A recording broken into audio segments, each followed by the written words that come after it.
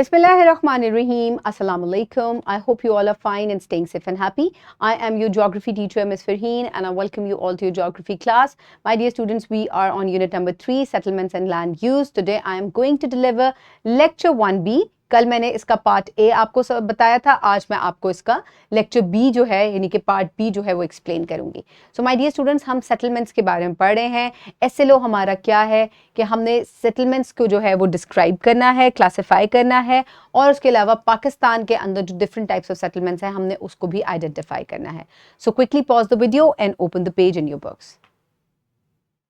I hope everybody has opened the page. So my dear students, सबसे पहले हमें ये पता होना चाहिए कि previously हमने lecture में क्या पढ़ा था.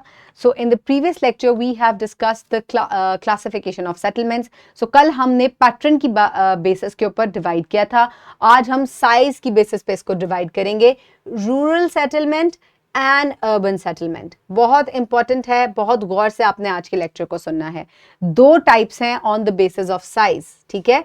Rural and urban. ठीक है. So let's just get forward. अब जो है ये देखें, on the basis of size we divide it into two types, rural settlement and urban settlement. और आगे फर्दर फिर इसकी सब टाइप्स हैं. रूरल सेटलमेंट को hamlet, this is the smallest types of settlement. और उसके बाद है, अगर हेमिलेट से जरा सी बड़ी सेटलमेंट है तो दैट इज अ विलेज. इसी तरीके से अर्बन सेटलमेंट जो है वो टाउन से स्टार्ट होती है. Then comes the cities, conurbation, metropolis and megalopolis. ठीक है.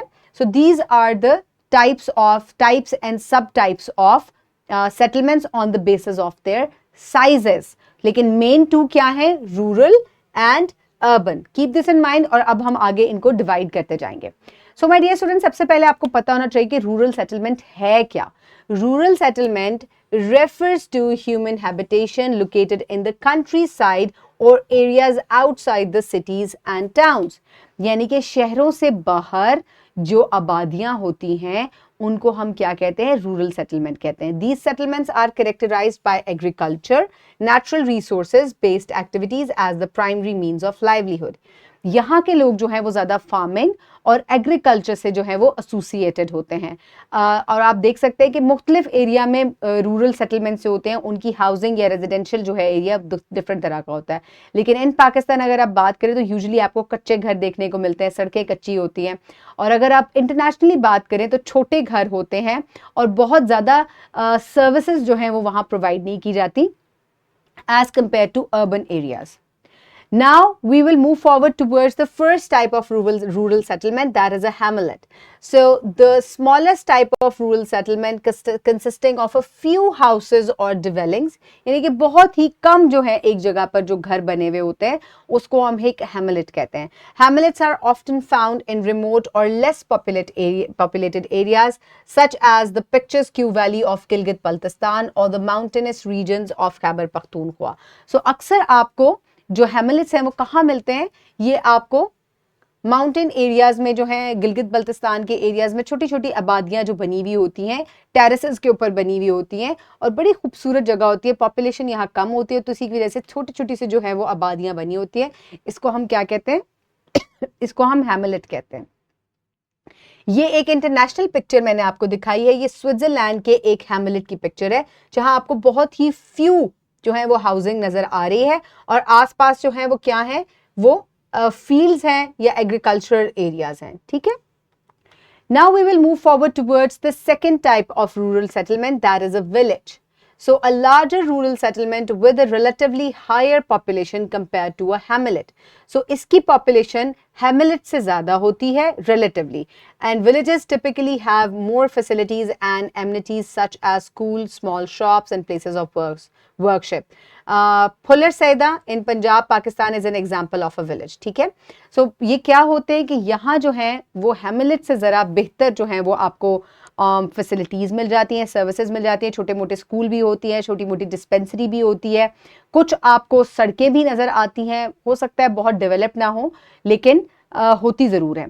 तो फुलर सईदा जो है ये एक पाकिस्तान में मौजूद जो है ये एक गांव है और ये पंजाब में मौजूद है. तो आपने साइज की बेस पे देखा कि हेमिलेट में बहुत कम घर थे लेकिन विलेज में उससे ज़्यादा थे, लेकिन फैसिलिटीज़ जो हैं वो वहाँ कम हैं और अभी भी पॉपुलेशन यहाँ बहुत ज़्यादा नहीं है, रिलेटिवली कम है. Now we will move forward towards the urban settlement, ठीक है। अब साइज के अकॉर्डिंग ये सेकेंड टाइप है, रूरल हमने पढ़ ली, अब हम अर्बन की तरफ आ गए। Urban settlement is concentrated human habitation characterized by high population density and various economic activities. So if we talk about urban settlement, so urban settlement किस तरह की होती है कि यहाँ पर लोग जो हैं वो बहुत ज़्यादा होते हैं, population बहुत ज़्यादा होती है, even rural area से भी लोग यहाँ आ जाते हैं. Why? Because there are more opportunities for economics, educational activities ज़्यादा होती हैं, services facilities जो है वो ज़्यादा होती हैं यहाँ. Urban settlements include towns, cities, and distinguished by their advanced infrastructure and diverse industries. So यहाँ पे जो है size के according यहाँ पे भी बहुत सारी सब types हैं.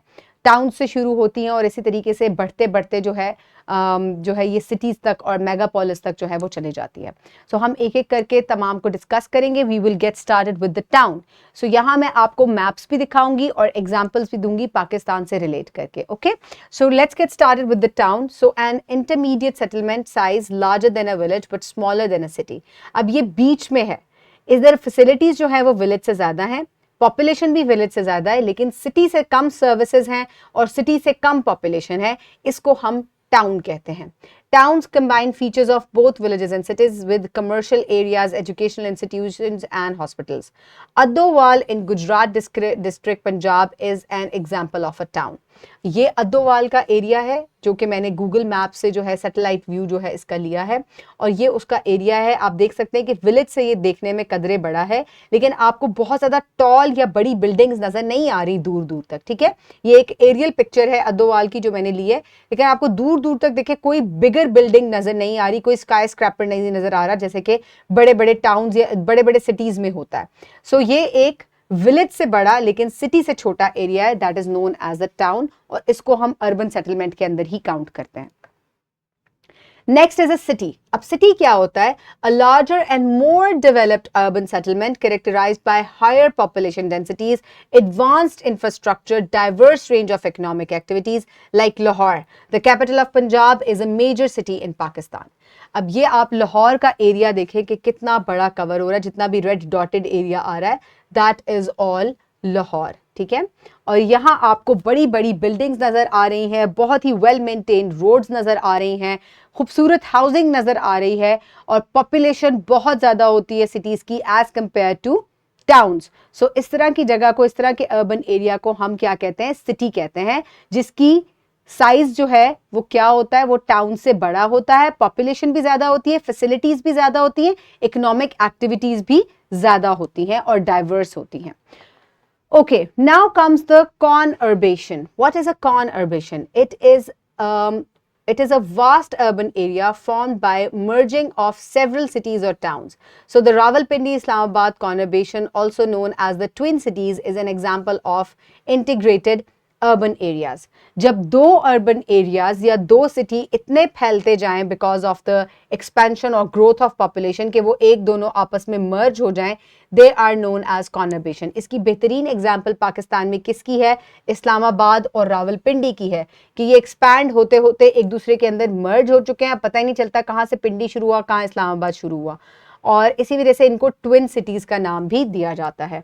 सो इंटरनेशनली भी इसकी बहुत सारी एग्जांपल्स हैं, ये आगे चल के बुक में मैं आपको इसकी एग्जांपल दूंगी इंटरनेशनल उसमें, लेकिन अभी आपने पाकिस्तान में इसकी जो एग्जांपल है उसको याद रखना है. Next is a metropolis. So what is a metropolis? Metropolises are the largest and the most significant urban settlements in a country or a region.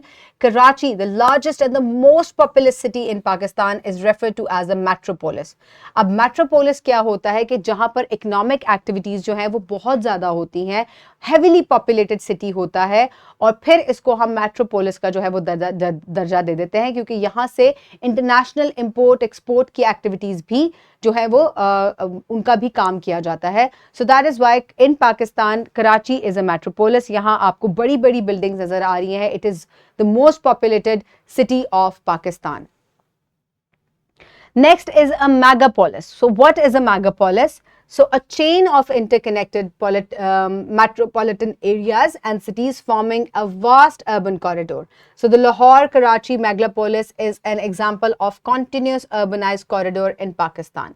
A megapolis क्या होता है कि जब बहुत सारे cities या मेट्रोपॉलिटन एरियाज जो होते हैं वो आपस में कनेक्ट हो जाते हैं वाया रोड्स, तो हम उनको क्या कहते हैं, हम उनको मेगापोलिस कहते हैं. इसकी बेहतरीन एग्जांपल है लाहौर और कराची के मेगापोलिस की, जो कि तोरखम रोड से शुरू हो रही है यहाँ से, और ये कनेक्ट करती जा रही है बहुत बड़े बड़े मेजर सिटीज़ को, जैसे कि लाहौर मुल्तान से कनेक्ट हो रहा है, रावलपिंडी लाहौर से कनेक्ट हुआ, फिर लाहौर मुल्तान से, फिर फर्दर ये सिंध में एंटर हो गई, और फिर हैदराबाद और कराची, और ये यहाँ जाके एंड हो रही है. तो आप देख सकते हैं कि काफ़ी सारे मेजर जो सिटीज़ हैं वो मेगापोलिस जो हैं वो इससे मेट्रोपॉलिटन एरियाज जो हैं वो इससे कनेक्ट हो रहे हैं. तो इस तरह की कनेक्शन को हम मेगापोलिस कहते हैं.